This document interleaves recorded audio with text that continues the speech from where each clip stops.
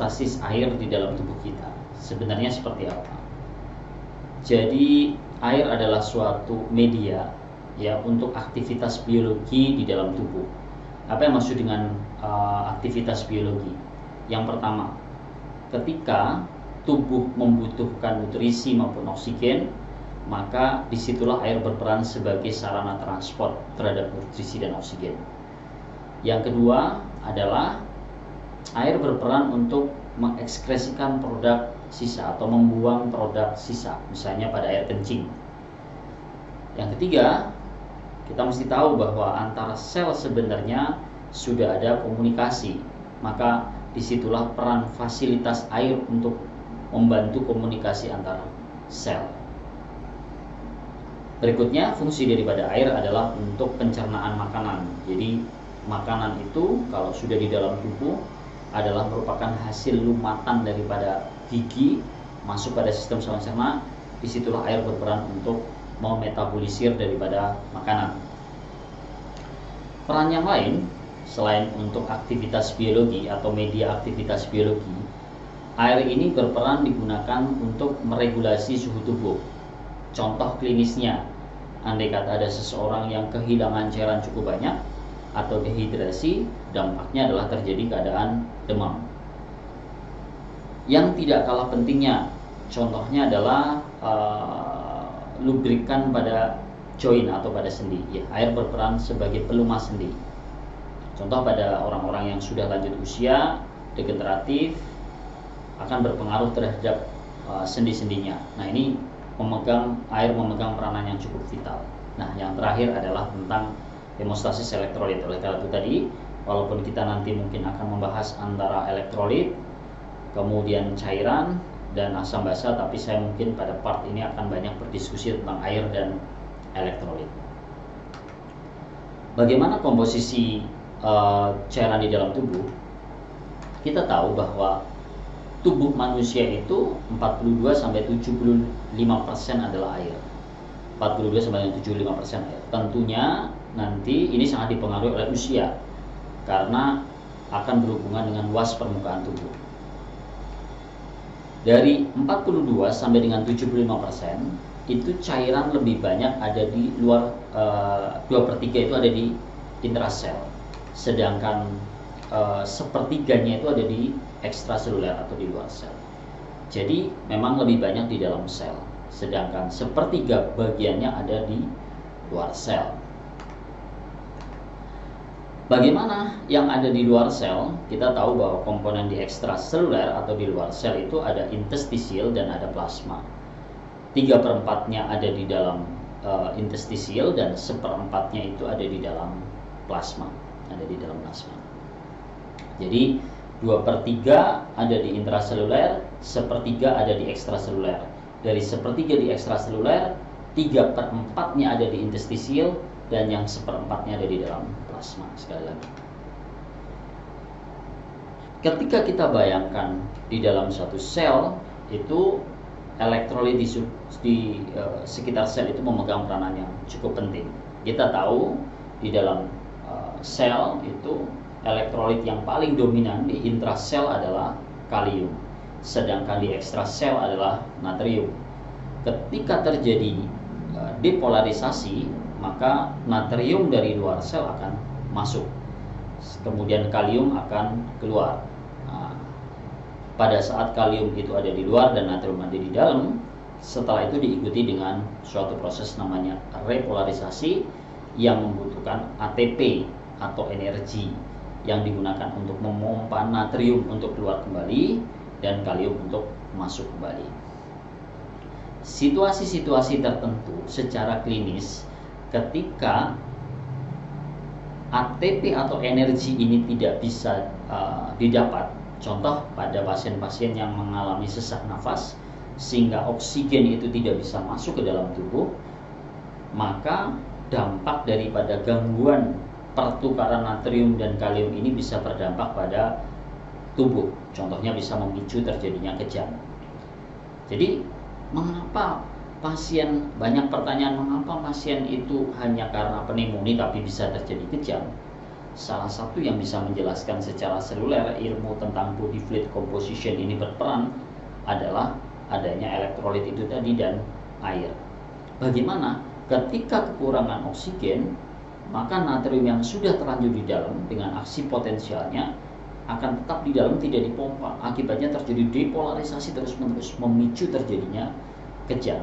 Begitu diberikan oksigen, maka kejang akan rilis misalnya. Atau yang membentuk ATP apa saja selain oksigen? Mungkin glukosa. Ketika terjadi glukosa, natrium sudah ada di dalam, tetapi tidak bisa dipompa kembali keluar oleh NAK PAM ATPase, maka yang terjadi dampaknya bisa memicu depolarisasi terus, klinisnya kejang. Jadi kalau bisa menjelaskan kenapa hipoglikemi bisa terjadi kejang, nah penjelasan seperti itu adalah salah satu contoh kecil komposisi hemostasis elektrolit yang diatur oleh air juga di dalamnya. Dan natrium ketika masuk ke dalam sel akan beriringan dengan H2O atau air masuk ke dalam sel. Nah, ini adalah kalium ada di dalam. Nah, ini adalah komposisi total body water. Kalau kita melihat pada saat dia 0 bulan, itu total body water dia sekitar 0 ya. Pada saat lahir adalah sekitar 80% dari total body water. 80 untuk total body water yang ada adalah 80% dari berat badan. Kemudian untuk pada saat dia sudah usia di 6 bulan turun ya, mungkin sekitar 70%. Kemudian total cairan di dalam tubuh ya terhadap berat badan persentasenya sekitar segitu. Kemudian 12 bulan itu sudah hampir di 60%. Jadi persentase total body water ini atau total cairan di dalam tubuh itu sangat penting sekali terhadap risiko kekurangan cairan atau kelebihan cairan ya. Saya ulang sekali lagi. Kalau kita melihat grafik ini, itu ada tulisan intrauterine life, ada 0, ada 6, 12. Yang dimaksud dengan total body water itu yang merah, yang pink ya. Pada angka 0 itu menunjukkan di angka 80. Artinya adalah 80% dari berat badan tubuh. Kemudian pada saat 6 bulan itu sudah menunjukkan sekitar 70. 12 bulan itu adalah 60. Jadi komposisinya dengan bertambahnya usia, total body water atau total cairan akan berkurang karena akan diisi oleh jaringan-jaringan tubuh yang semakin berkembang. Nah ini ya, ini yang lebih detailnya. Kalau bayi baru lahir sekitar 77% terhadap berat badan itu adalah total body water. Kemudian 6 bulan itu 72, 2 tahun 60, 16 tahun itu 60. Dewasa itu sekitar 60-50an. Ya, nanti satuannya adalah liter, Jadi contoh misalnya berat badan 10 pada anak usia 1 tahun dengan total body water 60. Ya 60% kali 10 kilo, 60 dikalikan 10 dibagi 100, 6 itu 6 liter atau 6000 ml. Itu adalah total body water dalam tubuh. Yang selanjutnya adalah tentang hemostasis cairan. Tadi beberapa case atau kasus sifatnya klinis saya sudah jelaskan bagaimana peran air. Nah, bagaimana kita memaintenance cairan di dalam tubuh? Cara memaintenance cairan di dalam tubuh itu adalah kita menjaga antara input dengan output. Tentunya intake minuman itu diregulasi salah satunya oleh rasa haus. Sedangkan outputnya, ya, primary-nya, regulasinya itu adalah oleh vasopressin yang dirilis oleh otak, tetapi pengaturannya ada di level ginjal. Jadi, ada 2 faktor yang berperan besar di dalam pengaturan hemostasis cairan. Yang pertama adalah rasa haus, yang kedua adalah vasopressin atau antidiuretik hormon. Ini dia akan meregulasi kepekatan plasma atau osmolaritas plasma. Dan di situ dia akan meregulasi terhadap tekanan darah. Maksudnya gimana? Gambaran singkatnya seperti ini. Jadi nanti rasa haus dan vasopressin itu akan merespon ketika tubuh osmolaritasnya terlalu tinggi. Osmolaritas tinggi itu contohnya misalnya kita sedang kekurangan cairan, maka rasa haus akan terstimulasi sehingga asupan minuman akan menjadi lebih banyak. Contoh seperti itu. Atau pada tekanan darah. Yang dimaksud dengan tekanan darah atau volume cairan berpengaruh itu seperti apa? Contohnya misalnya, ketika kita dehidrasi atau anak dehidrasi lah gampangannya. Kenapa salah satu tanda anak mengalami dehidrasi ringan sedang itu adalah anak haus? Ya karena respon dari rasa haus dan vasopresin tadi. Ketika volume statusnya terjadi kehilangan atau depresi, maka respon yang akan meregulasi dominan adalah rasa haus untuk meningkatkan volume. Itu desain yang dibikin oleh Allah untuk menjaga agar volume status tubuh manusia itu tetap utuh.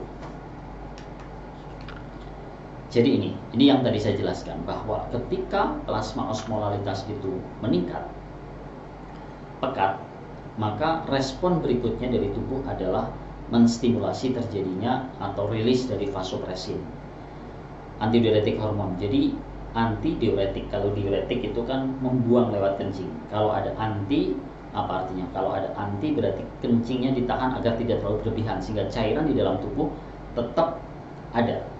Ketika kepekatan meningkat, air itu ada, maka osmolalitas plasma akan normal. Begitu juga ketika ada plasma osmolalitas yang meningkat, dengan adanya rasa haus yang meningkat, maka akan mengkonsumsi air. Pelan-pelan plasma osmolalitas akan normal. Sebaliknya, ketika di dalam tubuh terlalu banyak berlebihan cairan, maka vasopresin akan diturunkan produksinya sehingga akan kencing. Rasa haus akan dihentikan. Kemudian ada namanya salt appetite. Jadi garam juga akan dibuang, tujuannya agar natrium akan bareng dengan air untuk ikut terbuang. Ya, jadi pengaturan yang luar biasa. Jadi pada saat kita melihat satu sisi tentang water hemostasis, kita akan melihat plasma osmolalitas. Yang kedua tadi kita sudah sebutkan tentang body pressure dan efektif extracellular fluid atau apa? Jadi status volume dan tekanan darah. Ketika terjadi penurunan tekanan darah atau terjadi efektif cairan di ekstraselulernya itu turun atau volume statusnya turun atau kekurangan cairan, responnya ada beberapa. Ada respon vasopresin seperti tadi pada saat plasma osmolalitas meningkat, respon haus terstimulasi, renin-angiotensin itu akan aktif. Bagaimana renin-angiotensin sistem itu akan aktif? Jadi ketika volume cairan itu turun, kita tahu bahwa renin-angiotensin, aldosteron itu nanti akan menstimulasi pelepasan aldosteron yang berfungsi untuk meretensi natrium atau menahan natrium dengan air dan membuang kalium. Dampaknya apa? Ketika tekanan darah turun, aldosteron merilis RAS itu merilis aldosteron. Aldosteron inilah yang akan berperan untuk menahan natrium dengan air nggak keluar. Jadi jatuhnya volume pressure-nya akan menjadi efektif. Yang kedua adalah renal melalui nervous systemnya dan salt appetite. Sebaliknya, ketika terjadi peningkatan tekanan darah dan efektif pada cairan ekstraseluler, maka akan terjadi blok pada vasopresin, rasa haus dihambat, akan ada rilis dari ANP, atrial natriuretic peptida. Bagaimana? Jadi ketika tekanan darah itu meningkat atau volume berlebihan di dalam tubuh kita, maka akan ada pelepasan air untuk dibuang agar blood pressure-nya normal melalui rilis peptida natriuretik. Jadi natrium akan terbuang bareng kencing seperti itu. Dan hambatan pada renal sympathetic nervous system. Jadi ini gambaran vasopresin bekerja. Water levels in the blood decrease, and this is detected by receptors on cells in the hypothalamus. These receptors are called osmoreceptors. In response, the cells secrete the signaling molecule antidiuretic hormone, or ADH. ADH is a hydrophilic peptide hormone. Dari antidiuretik yang dilepaskan the ADH is released from the pituitary and travels in the blood to the kidneys, where urine is produced. Nephrons in the kidney fill the urea, salts, and other solutes out of the blood.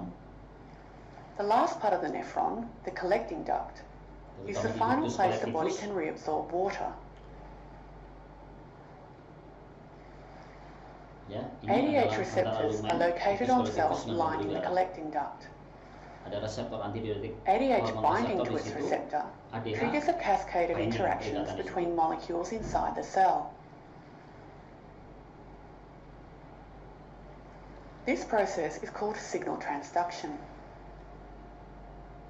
It activates vesicles containing water channels called aquaporins.